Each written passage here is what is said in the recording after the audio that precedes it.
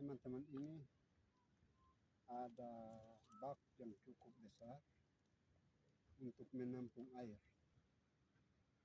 Ini teman-teman.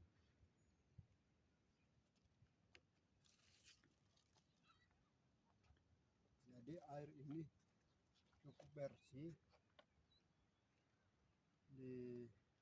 Jadi sudah dekat dengan kotanya. Bak ini. Ini teman-teman.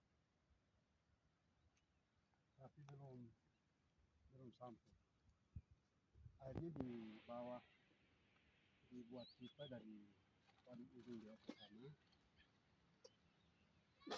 Sekarang sudah hampir masuk di kota ini. Teman-teman, cukup besar.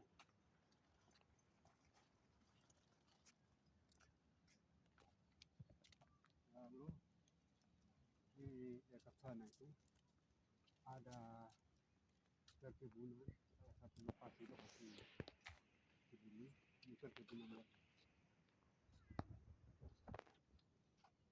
Lalu di bawah sana ada salah satu kolam alami yang cukup besar di bawah sana. Ya teman-teman, ini perkampungan warga.